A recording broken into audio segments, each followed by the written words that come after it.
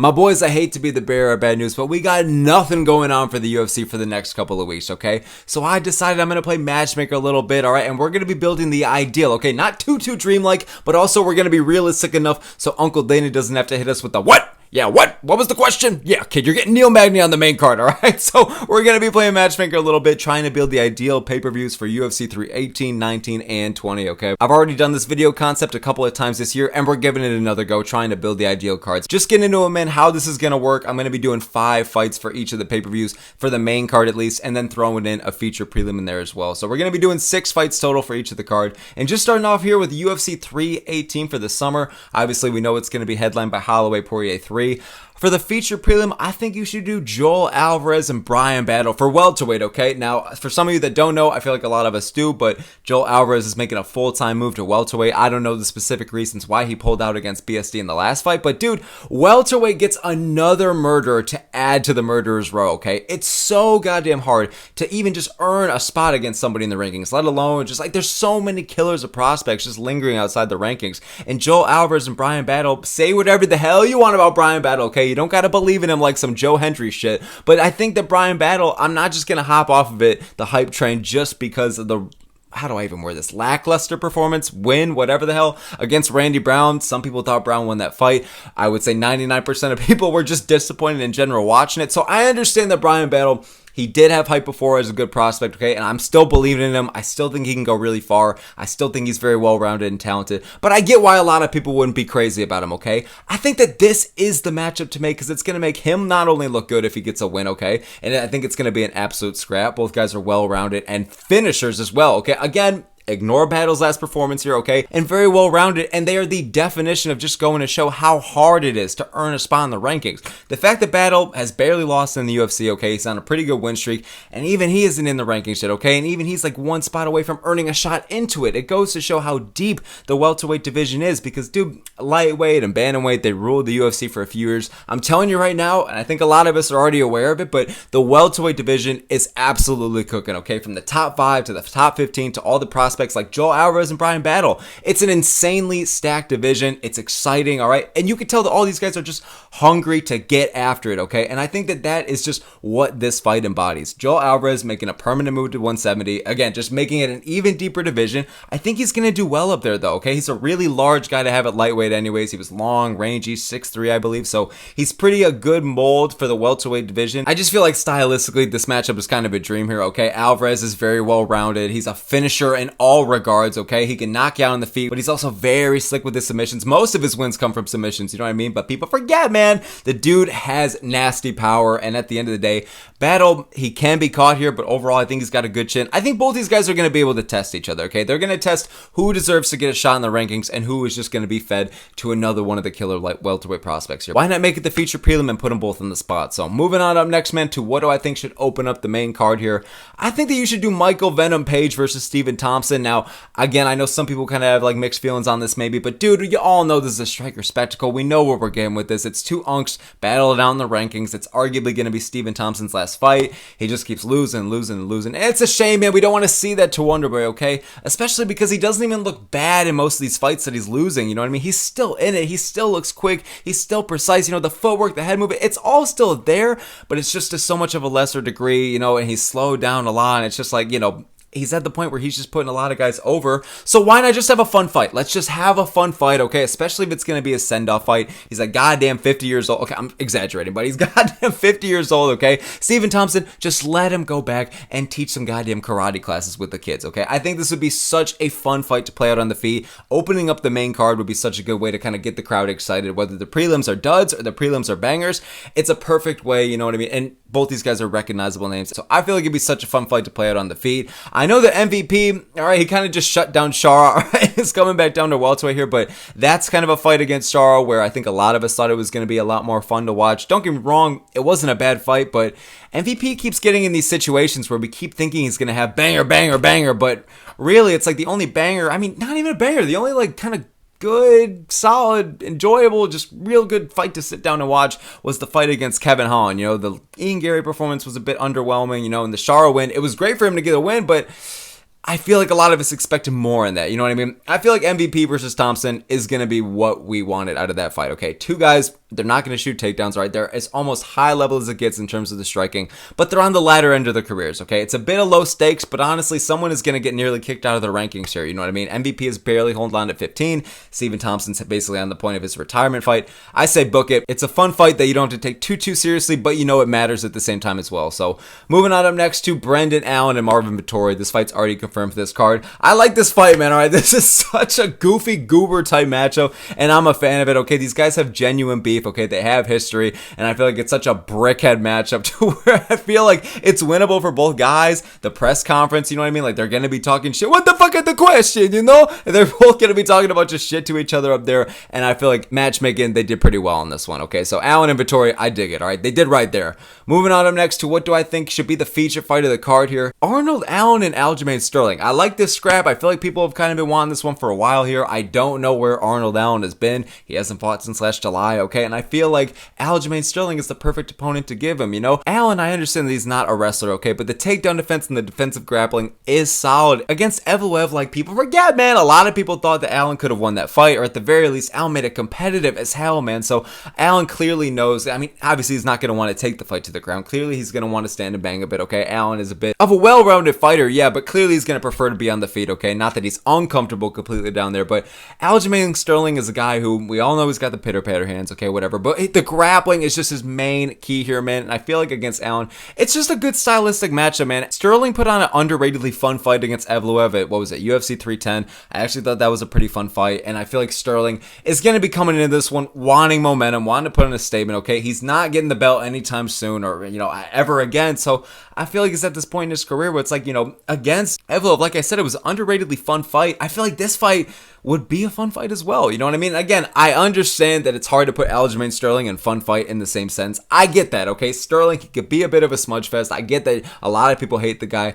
But at the end of the day, I feel like this would be a good scrap, okay? I want to see how Allen's wrestling is going to do, especially in the improvements maybe he's been making in the last couple of years. Again, the Evloev fight was like early 2024, so it's been a while, and then he fought fucking Giga Chikadze, so we haven't seen him since. I want to see how has the grappling been improving. If Allen is seriously going to want to hang around that top 5 level that he's at right now, I feel like he's got to go out there and fully beat a guy like Aljamain Sterling, who not only has the credibility as a former champion, but also we know how good the wrestling is from Sterling, okay? But he is beatable at the same time. I don't think it's just going to be some complete wash for Sterling. I feel like that's what makes it such a, you know, kind of fun fight on paper. Allen could totally shut down a lot of these takedowns. He could totally maybe get back up to his feet pretty efficiently here, and if not, I feel like Sterling might want to fucking seize that. I feel like we'll see some pretty interesting scrambles here, but at the end of the day, I want to see Allen's wrestling tested here, and I want to see Sterling's chin and striking tested against Allen. I think Allen is a very exciting fighter. He's a good pressure fighter, you know what I mean? Likes to kind of stand and bang a bit. I put on fun fights against Holloway, Evloev, all this shit, all right? Chikadze as well. Like, the dude is a fun fighter. I'm just naming recent shit, but you know what I mean. So Allen and Sterling, I like it. I feel like they can both test each other in regards where some people think they're weak, so I say fucking book it, you know what I mean? Moving on up next to what do I think should be the co-main for this card here, all right? Arman Tsarukyan and Dan Hooker. Okay, Tsarukyan has already said no to Mateusz Gamrot and Paddy Pimblett, all right? Lad, take me on in Abu Dhabi, lad, all right? Men need to start talking, lad. The only thing Tsarukyan's talking about is how much he's just not going to want to fight anybody outside of the top 5 or 6. Just give him Dan Hooker, okay? These guys have genuine beef. I feel like it'd be a fun fight for the press conference, you know what I mean? I feel like it'd actually be stylistically a really good scrap. Tsarukyan, I understand that he's going to be like a huge favorite going into this, and honestly, I'm not too crazy about those kinds of matchups where it's like you kind of know, not that it's going to be a wash or anything like that, especially with Hooker. Hooker was like a plus 400 against Gamrot, and he beat him, you know, so Hooker has experience as a dog, all right? So I feel like maybe he can get this one done, but in general, I get it that a lot of those big favorite, big underdog matchups are not the most exciting, but dude, again, there's genuine beef here. I feel like it'd be a really fun fight, and just give somebody to Tsarukyan, okay? He wants to fight sometime in the summer. Here you go. He's taking on Hooker in July, all right? That's a summer timeline here. He's very kind of specific with who he wants to fight here, okay? Again, shut down number 7 Gamrot, shut down number 8 Paddy. I don't even necessarily blame the guy. I get it. He wants to put himself in a fight where he's going to get a title shot after.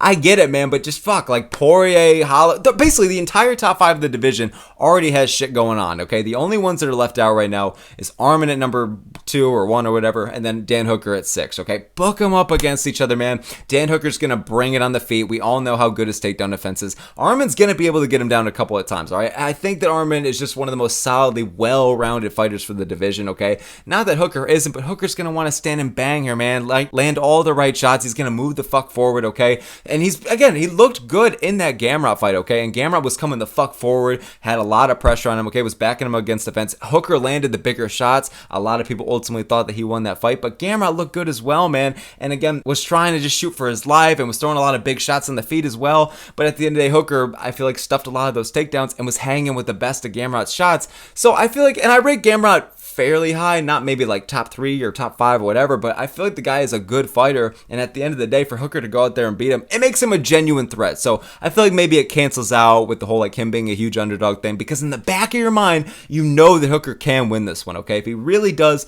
look good defensively on the ground, all right? If he looks solid in the clinch, if he keeps it kind of a stand and bang fight here, all right? And lands the bigger shots, out striking Saryukin. Saryukin is hittable, okay? He is beatable, and he has been finished, you know, rarely, but he's been finished. So I feel like maybe it could be done again here from Dan Hooker. Regardless, though, I feel like it'd be a back and forth war. Saryukin does know how to put on fun fights. The fight against Gamrot, the fight against Oliveira, you know what I mean? So I feel like this would be a banger. And again, Saryukin, he's very specific with who he wants to fight here. Hooker, in the timeline of everything, just fucking lines up, you know what I mean? So it'd be a fun build-up, it'd be a fun fight, and it's kind of a number 1 contender fight here, you know what I mean? So moving on up next now to the main event here. We know it's going to be Holloway versus Poirier 3, so I don't got much to say. I was very, very, very tempted to put Tom Aspinall versus Gane here in the main event, because good God, am I the only one? My heart just genuinely hurts for Aspinall here. Like, at this point, I don't even give a fuck about Jones and Aspinall anymore. I care less and less every day, genuinely, and that sucks to say. I had so much hype for the fight starting off this year, but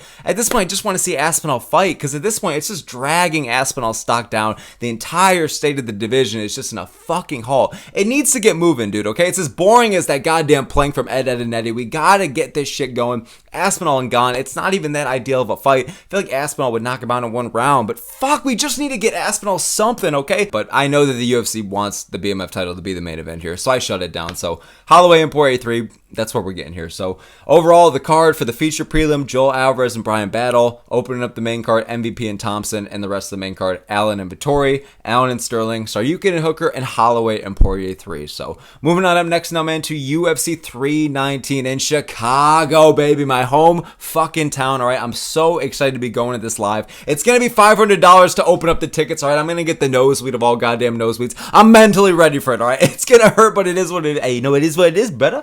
But at the end of the day, I'm so excited to go. I'm hoping that they stack up the card in Chicago here. The main event, we already know what it is, but just the feature prelim in general, what do I think it should be? I think you should do Gabriel Bonfim versus Carlos Leo here. I think this is one of those sneaky good fights, man, okay? You have Gabriel Bonfim, who is beatable, okay? Like, he is coming off of, you know, a win, yes, but right before that, coming off a loss, and a lot of people were kind of questioning, oh, like, is this guy really as good as we said he was going to be? And then you have Carlos Leo on the other end, who is just kind of the opposite. He completely came out of nowhere, random debut, short notice against Renat Fakhretdinov. Most people thought he won. A lot of people thought it was a robbery, me included, those goddamn oil money judges. And ever since then, you know, knocked out Alex Morono, and I feel like the guy has a lot of experience, okay? Not UFC experience, again, he's only got a couple of fights, but in general, the guy has like 30 pro fights, and against Gabriel Bonfim, who's only lost like once, I feel like it'd be a good matchup, man, okay? Both these guys are beatable, you know? Gabriel Bonfim, very good on the ground, slick submission entries, okay? He's dangerous down there, but he is beatable, okay? He can get caught on the feet, okay? He can get beaten there, and he can get outstruck, okay? Carlos Leo's a guy who we all know his bread and butter here is the power on the feet, okay? The guy is a good, mean striker. He's a heavy pressure fighter. He moves the fuck forward, and he has a lot of pop behind his shots, okay? He brings a heavy pace, and it brings a fucking frenzy, and I think that he's going to do that against Gabriel Bonfim, who, again, he's been proven to be beaten, but Carlos Leo as well, he's been proven to be beaten as well. So I feel like the winner of this could maybe get a shot in the rankings afterwards, something like that. you know what I mean? And they both gonna have that edge over each other. Like Carlos Vela, I feel like is gonna have the big striking advantage here, and Gabriel Bonfim is gonna have the big grappling advantage here. I feel like it's stylistically a fun fight. I want to see who's gonna be able to get the better of who, you know what I mean? I could totally see O'Leal completely just knocking him out and taking his lights out in the first round, but I could see Gabriel Bonfim, maybe he survives the storm, all right, and he gets like a round 2 or 3 sub. I feel like it'd be an exciting fight, and I feel like you can kind of put both guys on the map, you know what I mean? So I feel like you should make that as the feature prelim. Moving on up next now, man, to what do I think should open up the main card? I think you should rebook Carlos Prates versus Jeff Neal, man. All right, I thought that this was a really good fight the first time it went around. Obviously, we got Prates versus Gary instead, which is still a good fight, you know what I mean? I thought that was good booking in general, but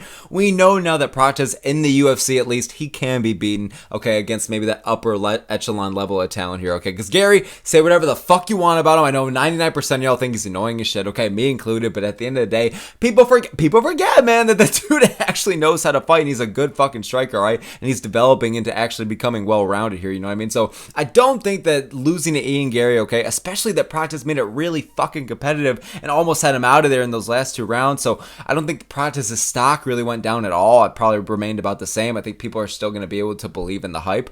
Rebook him against Jeff Neal, okay? I feel like even more now, like Prates, it's not just going to be him being some massive favorite or anything like that like he was for the first time, okay? People liked this fight when it was first booked. Jeff Neal, I don't know why or don't remember why he pulled out the first time or whatever the hell, but it is what it is. I think that this is a good fight on paper. Rebook it. Jeff Neal, now especially seeing that Prates has been beaten and seeing kind of how Gary did kind of piece him apart for those first few rounds. Granted, yeah, Prates had some low fight IQ, okay? Definitely, I feel like could have won the fight at certain times if he kind of just moved the fuck forward better or was actually kind of throwing, but it is what it is. I think Prates is going to kind of learn from the Ian Gary fight and just kind of know how to capitalize a bit better, okay? I feel like there were times where he could have taken Gary out of there or could have at least put the pedal to the fucking metal, all right? Pushed down on the gas a little bit, but he chose not to, maybe out of fear of gassing out or whatever like that, or overly being cautious against Gary. But I think he's going to come into this Jeff Neal fight hungry, and Neal, I feel like, is going to be, you know, especially more confident than the first time as well, man, because now he knows, okay, Prates, there are keys to beating him here in the UFC. There's a clear kind of strategy here, and Jeff Neal, yes, he could put on exciting fights and finishes, but he also can have stinkers, all right? Maybe a little bit too much time in the clinch at times, too. So maybe he does have the keys to fucking beat Prates here, all right? I don't think you need to make it a stinker to beat a guy like Prates, but I feel like this would be a good fight, man, okay? Jeff Neal, maybe he could make it a stinker. Again, a little bit too much time in the clinch, a little too much time pushed against the fence, shit like that. But I feel like in general, Neal will be aiming to kind of keep it on the feet, all right? Stand and bang a little bit here, and Prates obviously is going to be looking to do the same. Except I feel like he's going to be a lot hungrier here coming off of the loss. He probably, like, regrets in retrospect the things he could have done differently, probably knows it was a winnable fight. I feel like this is a banger fight. I say book it. It's a good way to open up the card and get the crowd excited. So moving on up next, man, to Michael Chandler versus Grant Dawson, okay? Chandler, let's get him active, okay? All right, let's get him the fuck out of the rankings, okay? And let's get him making up for the 2 years he missed. Chandler versus Dawson. This is a fight I know that the UFC is never going to make, but at the end of the day, it's me building the ideal card, and I think that this would be a good goddamn fight. Grant Dawson, KGD, in my opinion, is pound for pound one of the most underrated fighters on the roster, okay? I'm not just saying that because I'm a Dawson fan, all right?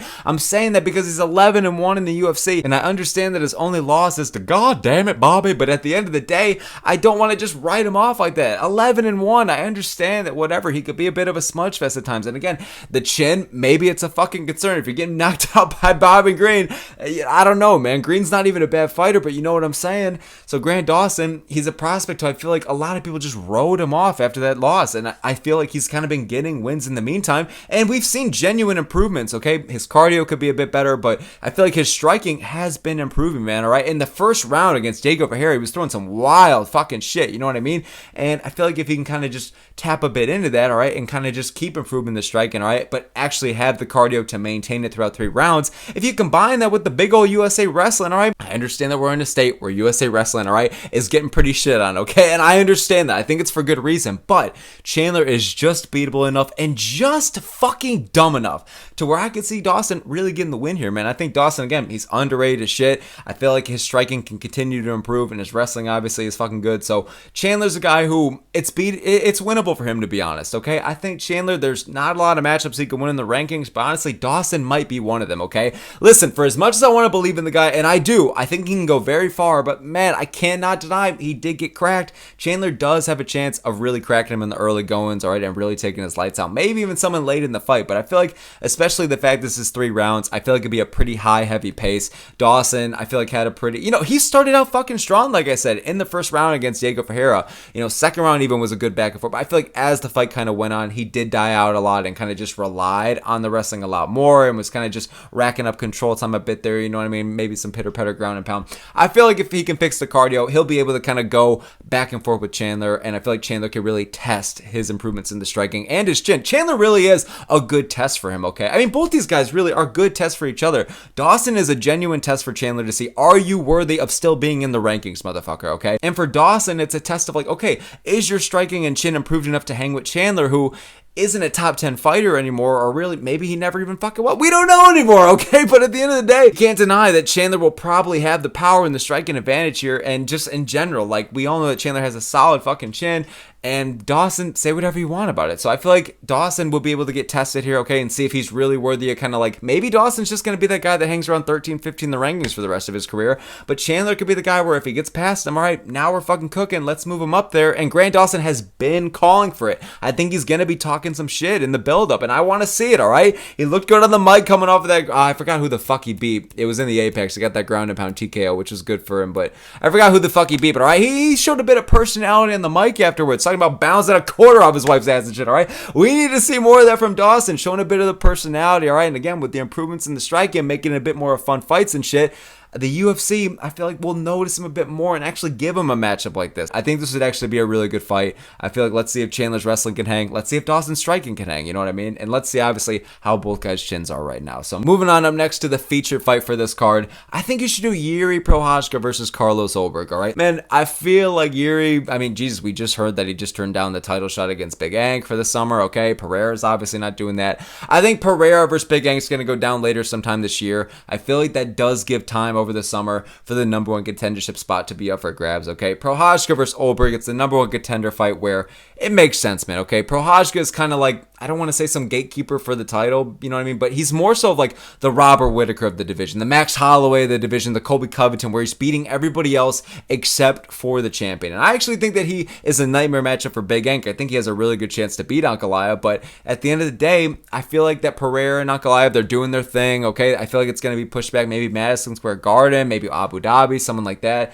I think that this fight, it makes all the sense in the world, okay? Ulberg, I just think he's going to get smoked. I really fucking do. I don't think that he's ready for a guy like Yuri Prochazka, but at the end of the day, and I know that also people complain about how kind of Ulberg has been a bit boring since kind of facing the upper echelon of competition, you know what I mean? The Ozdemir fight, it was solid, but, it wasn't anything too flashy, and the fight against Blachowicz was a bit of a dud, and a lot of people were complaining about the decision and just like how the fight was going down, blah, blah, blah. So people are not a fan of Ulberg right now. I feel like going against Yuri Prochazka, if he's able to not only just make it competitive, but beat Yuri, that completely goes to show that his skill set is totally fucking there. Because beating Yuri is no fucking joke. Okay, he's beaten already a bunch of former champions. He's undefeated in the UFC besides losing to Alex Pereira twice.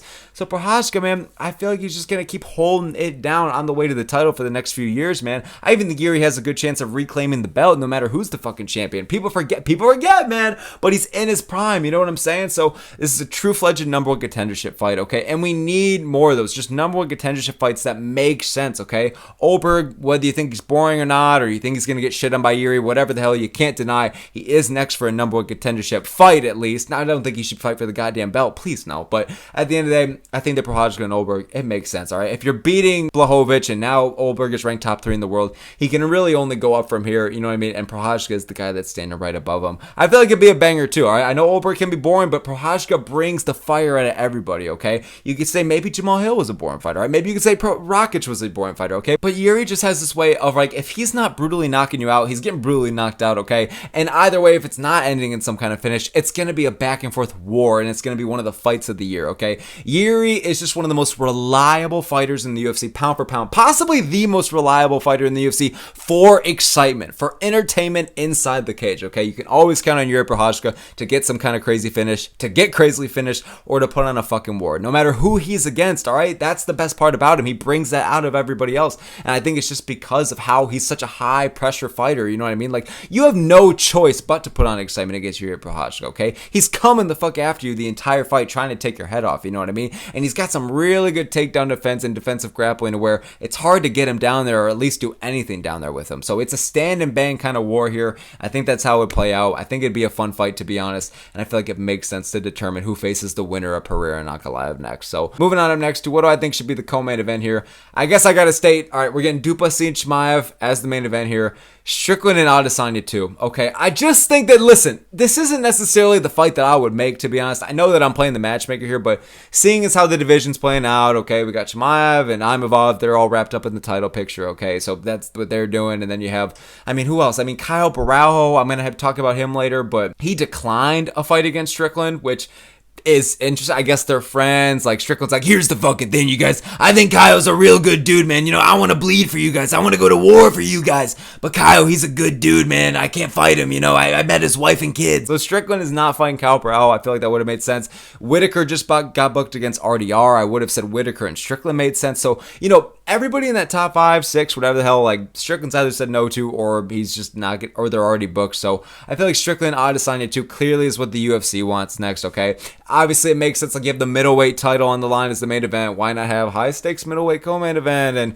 honestly, though, I'm not excited for this fight. Like, I feel like it's going to be hard to get hyped up for it, hype up to it. Not because of the beef. The beef's fun, but it's, and the press conference will be fun, okay? Especially with having DDP, Chimaev, Strickland, and Izzy all up there. Like, that would be a really good time. I'm going to be able to watch it live. I can't even fucking wait. I'm so goddamn excited. But the fight itself, man, the first one was a dud, okay? First round was fun. Strickland almost had him out of there. But in general, the only thing that made that first fight really compelling was the fact that each round that went by, you're like, oh my god, Strickland's pulling off the upset. Strickland's pulling off the upset. He's still in there. But now there's not much as that shock factor. Strickland's going to be the favorite probably going into this fight, which is a complete 180. And Adesanya's out here training with David Goggins and shit. So the press conference and the build-up will be fun. But honestly, stylistically, there's not much to be desired in this fight. But it's what we're getting anyways. Again, Whitaker, he's booked. Baraujo, he's trying to fucking find somebody, okay? The title picture's going down. Imavov's the backup. All this shit, you know what I mean? So Strickland and Izzy, whether we kind of want it or not, especially considering that it's the middleweight title going down as the main event, I feel like it makes sense that UFC's going to make this fight. So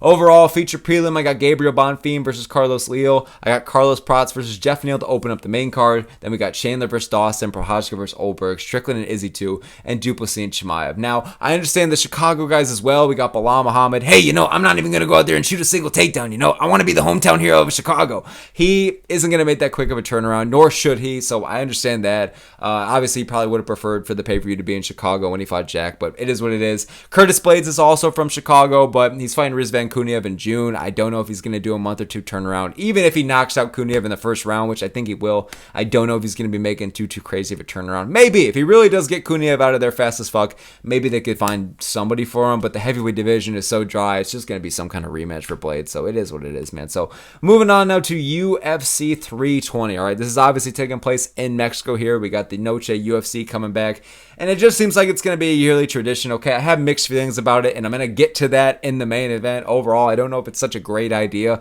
to really just make that. Like, it seems a bit forced here, okay? Like, especially like the timing of everything. Like, I feel like the idea of having a Mexico pay-per-view is a really good idea. It's a great market to have, okay? There's a lot of good Mexican fighters. I think that the idea of having a Mexico pay-per-view is a good idea, but if it's just going to be every September, all right, nowadays, I feel like we're kind of forcing shit a little bit here. And we're going to get into the problem with that, okay? Because especially for the main event and all that. So starting off with the feature prelim, though, man, this is one of the most random fucking fights of all time. I'm going to be honest here, all right? But I'm going to stand my base on it, okay? I actually think it's kind of a sneaky, good, fun fight, okay? Both are recognizable names here. Raul Rosas Jr. is going to be on this card here, okay? Good God, if he's on the pay-per-view card, that's how you know it's fucking fucked, okay? So hopefully it's on the prelims. Nothing against Rosas Jr., but Jesus Christ, man, they want our $80, right? I'm not... Get him the fuck off of there, okay?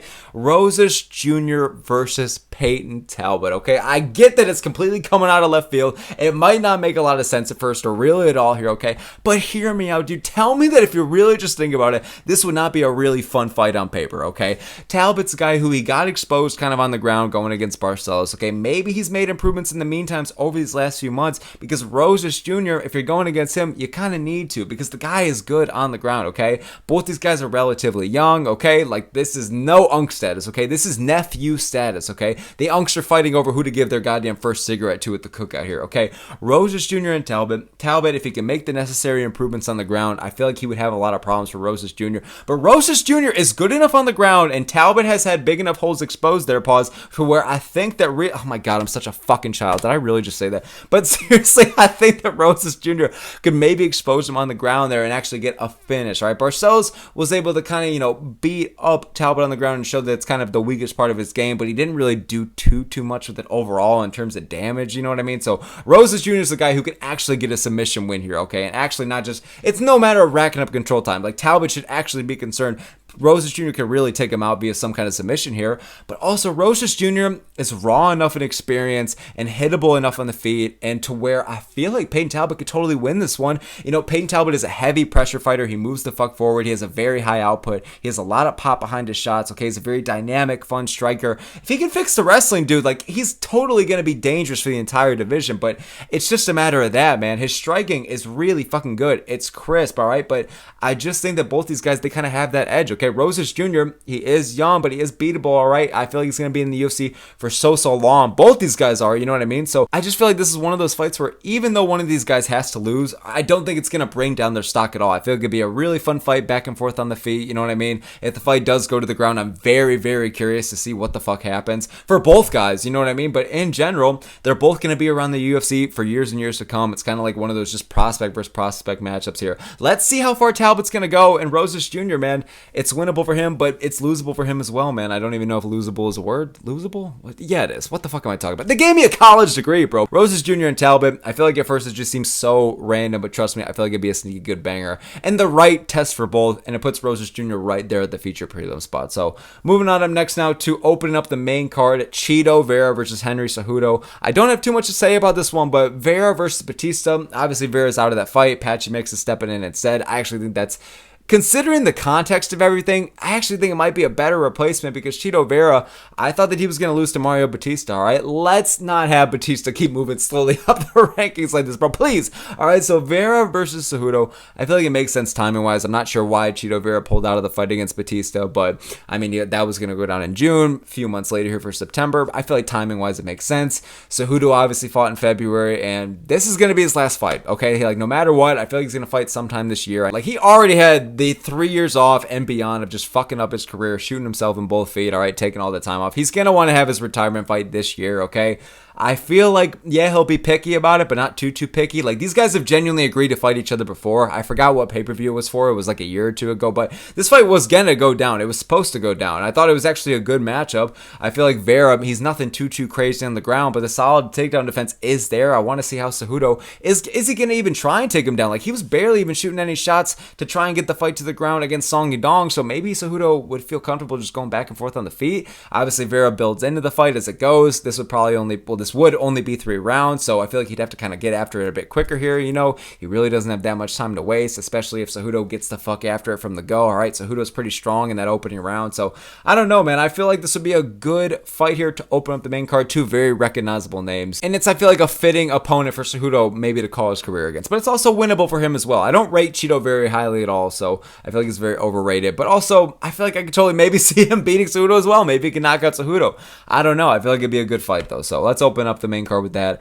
Moving on up next now to Fluffy Hernandez versus Kyle Barajo. I've mentioned Kyle Barajo a couple times in this video, all right? I think that Barajo, he's just looking for something. Somebody give this guy a fight. Unfortunately, with how the middleweight division's playing out, they're probably going to do Strickland Izzy too. Obviously, the middleweight title picture, Chimaev's getting the shot. Imavov is the backup, all right? And Whitaker just got booked against RDR. So, dude, Barajo was just looking for a fight, all right? Like some goddamn Dana White type shit.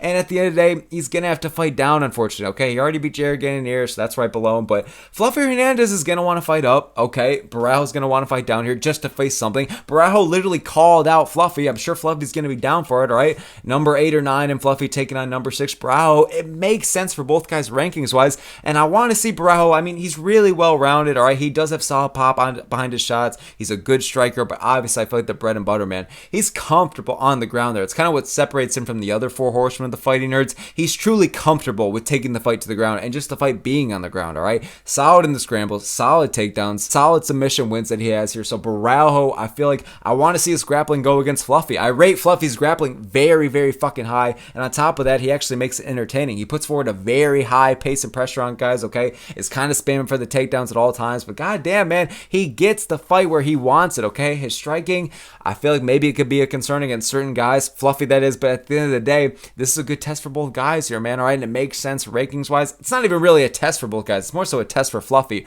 Baraujo has kind of proven himself already to kind of stick around that upper echelon of the division. Fluffy, this is kind of going to be the breakout fight for him. Like, yes, he's on a really good win streak right now. Yes, he's racking up wins. Yes, he's dangerous as ever on the ground. You know what I mean? He's got cardio for goddamn days. All right, some middleweight Marab type shit. Hey, you know, Fluffy Hernandez, if you want to join me and Aljamain Sterling's Xbox Live party after the fight, please do. We can talk about the cardio for days. I think that this fight makes sense, man. I feel like that Baraujo's grappling would really be tested against Fluffy. And honestly, I want to see how Fluffy does on the feet against Baraujo, because again, Baraujo's got the power to honestly maybe take out Fluffy on the feet, man. You know, Fluffy, I'm insanely riding the high of him. I think he's going to go very far, okay? I think he'll be in the top 5 by the end of the year.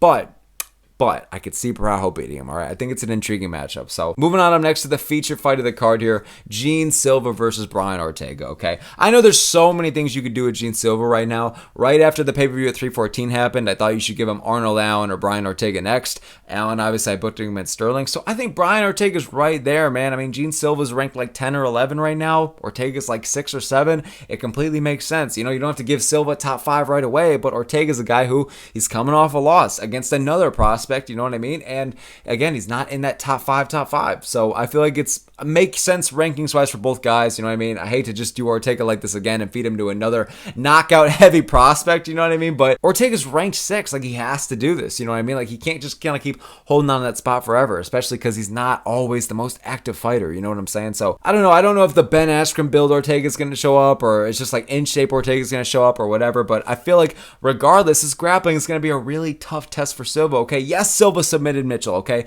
And yes, the improvements he made on the ground and with the takedown defense. The fact that he submitted Mitchell is fucking insane to me, okay? He looked good in those scrambles that they had, man. Again, for him to take him out like that, I rate that pretty fucking solidly in terms of Silva's grappling, which, I mean, Jesus, I thought Silva was going to win that fight, but I did not fucking expect that he was going to look that good on the ground, you know what I mean? So for Ortega, who is such a much more proven, I feel like, better grappler than Mitchell, man, let's see it against Silva, you know what I mean? I feel like Ortega's a guy who, yeah, he can get cracked, yeah, he can get knocked down, but overall, he survives most of the damn time, man, all right? Like, he was very, very almost taken out of there against Ortega a couple years ago, almost like Lopez had him out of there in his last fight, all right? But he still manages to survive, and half the time he goddamn wins, you know what I mean? So I feel like Silva would bring forward a good storm here, and I feel like I want to see how the improvements he's made in his grappling are going to do against a guy who's already such a full-fledged, proven guy down there like Brian Ortega. I want to see how both these guys match up, okay? Silva's going to have the huge striking and power advantage here. Again, he could totally crack Brian Ortega, maybe actually finish him, not just knock him down like everybody fucking else apparently, but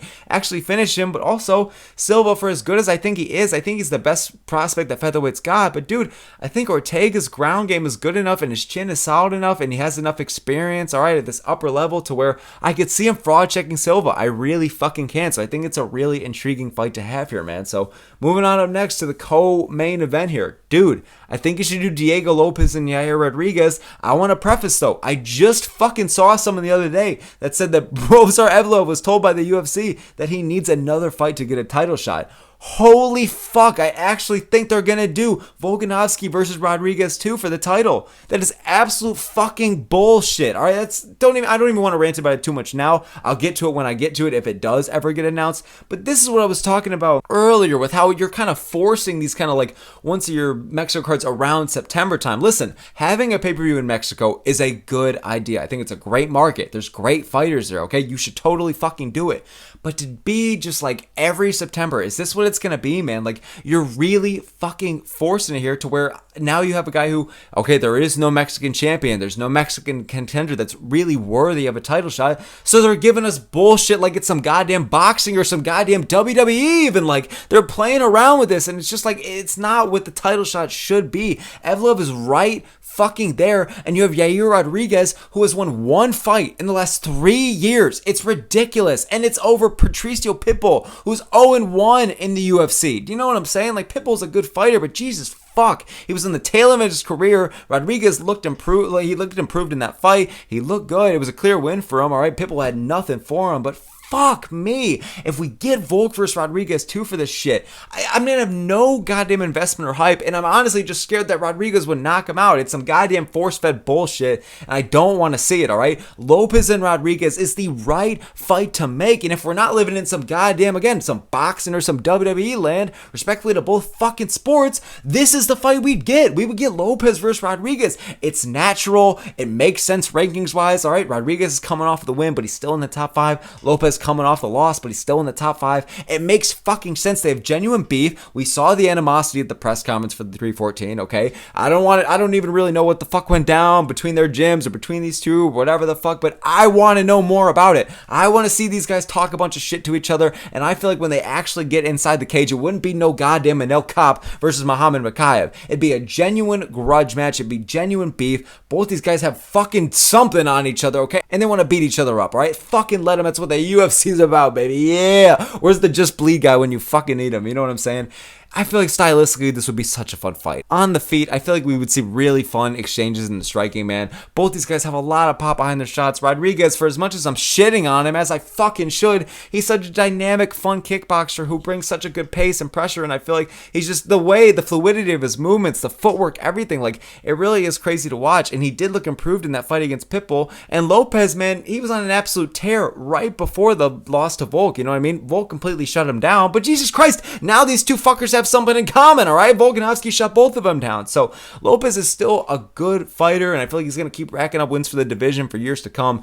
Rodriguez, man, he's still relatively young, all right? There's beef here. Stylistically, it'd be a really fun fight on the feet. Let's fucking see it. Lopez, maybe he can sneak in a couple of takedowns here. He clearly is going to have the jiu-jitsu advantage here, the grappling advantage here, you know what I mean? So maybe he can mix it up if he wants to, but I feel like his striking is good enough and his power is good enough to where he'd be comfortable playing it out on the feet with Rodriguez, all right? The build-up will be so good for this fight. The fight itself would actually be really fucking fun. Make it 5 rounds! Make it fucking 5 rounds! I know all of us complain about these goddamn 5-round main event or co-main events, but this is actually something that makes sense, especially if the Mexico card isn't going to be excelling in the depth department, you know what I mean? So I don't care, 3 rounds, 5 rounds, whatever the fuck, but this is the fight that should be going down, and we're living in this backwards-ass timeline where I'm questioning, I don't even think we're going to see it, so it is what it fucking is, man. So moving on up next to more of this goddamn clusterfuck. What are you going to do in the main event? Like I said, it's really hard to find a main event here, especially someone that's going to sell to that Mexican audience. Like, dude, I think you should do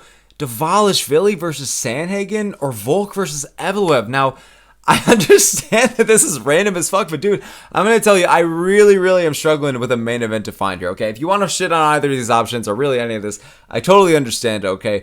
Like, Dvalishvili and Sandhagen, the only reason I'm saying that, Dvalishvili is honestly fucking crazy enough to where I could see him making a turnaround like that fast. Like, alright, he fights in January, okay, he wins. Alright, he fights in June, alright, maybe he wins, okay? Maybe he'll fucking fight in September, right? Hey, Dana, you know, I am so happy to be your company, man, you know? Maybe please give me bonus. What? What was the question? Yeah, shut your mouth, kid, all right? You're fighting in Mexico, all right? You're goddamn fighting 4 times this year. Dvalishvili, I mean, he fought in Noche UFC, so maybe there's, like, you know, that familiar audience, so, like, people at least kind of know who he fucking is.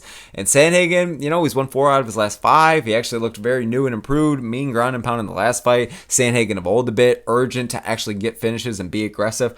I like it, man. I feel like Sandhagen could honestly, I could see him getting a title shot here, and I wouldn't be mad at it at all, you know what I mean? So, Dvalishvili and Sandhagen, maybe that's something. And then I said Volk versus Evloev because I feel like timeline-wise, this fight's going to go down in around, like, September or October anyways, you know what I mean? So, why not just do it, man? As if you're going to have, like, the featherweight co-main event, you know? Like, I understand that I get not wanting to make this the main event, okay? I think in a perfect world, it should be the Perth co-main event. I think you should do JDM versus Makhachev as the main event for Perth. And then as the co-main event, you do Volk versus Evloev, okay? You have, like, a literal Australia versus Russia. I think that would be fucking badass, okay? And I genuinely think it can get a lot of hype. But I don't think they're going to do that because, 1, they already said that Evloev's not getting the next title shot, okay? And 2, with 320 just kind of lacking a solid main event, I just don't even know. And I figured like the featherweight co-main event, maybe you could have like the featherweight main event, you know, similar to how 319 has a middleweight co-main and then a middleweight title fight. Maybe someone like that. But in general, man, I'm kind of just spitting out bullshit here. I really am struggling to figure out anything to do with a main event for this card, and I can't, Brandon Moreno, I didn't even put Moreno on this card. I don't know who the fuck to give him an opponent against, because he's beaten everybody else, bro. But he's in this point where he's like, again, he's already fought or beaten half of the top 10, or all of the top 10, and the ones that he hasn't are already booked up, you know what I mean? Tatsuro Taira is already booked, Manel Kape is already booked, but other than that, there's nothing for Moreno. I don't even know what to do without him on this card. So this main event, man, if I'm struggling this much, and a lot of other matchmaker people or whatever the fuck are struggling this much, I can't even imagine what the UFC is fucking thinking, okay? No wonder they're thinking about doing Volk vs. Rodriguez, because they have nothing fucking else. But again, that's why you can't fucking shoot yourselves in the foot like this, because now they're fucked, and now we're going to get a shitty main event for the card, and it's going to bring down the whole momentum of the entire event, and it's unfortunate, man, you know what I mean? So maybe one of these two is the main event, I don't even know. So it's the feature prelim, Raul Rosas Jr. versus Peyton Talbot, opening up the main card with Chito Vera and Henry Cejudo. Then you got Fluffy Hernandez versus Baraujo, Silva versus Ortega, Lopez versus Rodriguez, and then one of these two clusterfucks is the main event, man. So overall, that is going to be it here, guys, for building the ideal UFC 3 18, 19, and 20. Appreciate y'all for making it this far in the video, man. It was definitely a long one, so thank y'all so very much for giving me your time and attention. If you could please help me get to 1,000 subscribers, I'd really, really appreciate it, man. I don't know if we're already there already or if we're already almost there, but last I checked, we're really fucking close, all right? Made my goddamn day, so I really appreciate y'all for that, man. And in general, thanks so very much for making this far in the video, giving me y'all's time, man. So all the smoke here. Let me know what you think in the comments below. What do you think of these matchups? Where did I get it right? Where did I get it wrong? And which matchups would you make, man? Please let me know. I would absolutely love to hear it. So all the smoke here. Appreciate y'all. Hope you guys have a good one, and I will see you all next time.